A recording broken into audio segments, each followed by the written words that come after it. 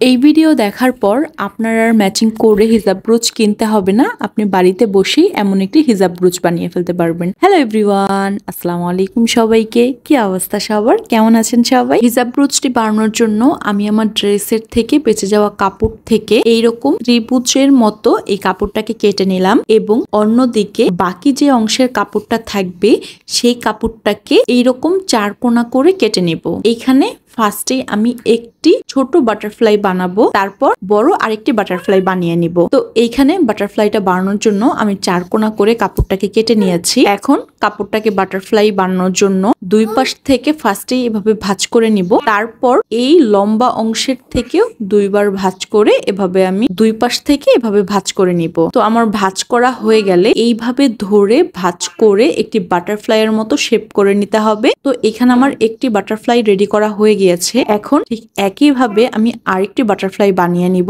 সেটা হচ্ছে কিছুটা বড় বানিয়ে নিব। তো এইখানে হচ্ছে তেমন কোনো মেজারমেন্ট নেই, আপনি কেমন সাইজের বানাবেন সেই অনুযায়ী এখানে কাপড়টা নিয়ে নিলেই হবে। আর আপনি ফার্স্টে যখন বানাবেন তখন আপনি নিজে থেকেই বুঝতে পারবেন আপনি কিভাবে কোন শেপে নিলে আপনার কাছে কমফোর্টেবল হবে। তো আমার হচ্ছে হিজাব ব্রুচ অনেক বড় পড়তে পছন্দ, তার জন্য আমি প্রথমে একটি ছোট বানিয়ে নিয়েছি। আর এখন যে কাপড়টাকে দেখতে পাচ্ছেন এটা হচ্ছে মোটামুটি ভালো বড় সাইজের একটি কাপড় নিয়ে নিয়েছি। দুই পাশ থেকে হচ্ছে এভাবে ভাঁজ করে নিলাম, তারপর এই লম্বা অংশ থেকেও এভাবে দুই পাশ থেকেই ভাঁজ করে নিয়ে এই যে এইভাবে একটি শেপ করে নিলাম। আর এইখানে হচ্ছে বাটারফ্লাইটা বানানোর সময় আমি এভাবে আয়রন করে নিয়েছি, তাহলে কাপড়টা হচ্ছে ভাঁজ হয়ে থাকবে। আমি যখন এভাবে সেলাই করব তখন সেলাই করতে সহজ হবে। ফার্স্টে যে আমি ছোট বাটারফ্লাইটা বানিয়ে রেখেছিলাম সেইটার মাঝ বরাবর এভাবে সেলাই করে নিব এবং বড় বাটারফ্লাই এর জন্য যে কাপড়টি রেখেছিলাম সেইটার উপরে এভাবে বসিয়ে মাঝ বরাবর হচ্ছে এভাবে সেলাই করে দিব।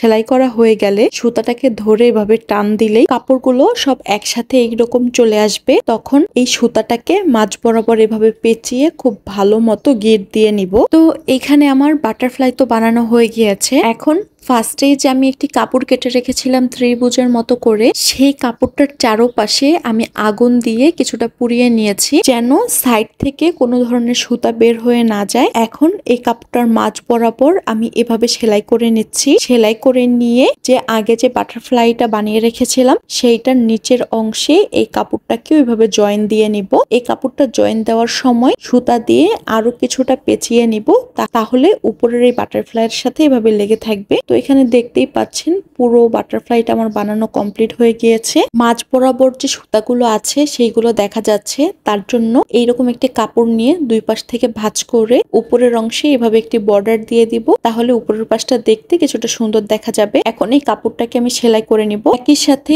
এই নিচের অংশে আমি যে কোনো একটি সেফটি পিন গ্লুগানের সাহায্যে লাগিয়ে নিব, বা আপনার যে কোনো পুরানো হিজাব ব্রুচের উপরেও কিন্তু গ্লুগানের সাহায্যে এটা লাগিয়ে নিতে পারেন। তো হয়ে গেল আমার ড্রেসের সাথে ম্যাচিং করে কাপড় দিয়ে একটি সুন্দর হিজাব ব্রুচ। তো হিজাব ব্রুচ বানানোর ভিডিওটি কেমন লেগেছে সেটা আমাকে অবশ্যই কমেন্ট করে জানাবেন। আজ এই পর্যন্তই, আল্লাহ হাফেজ।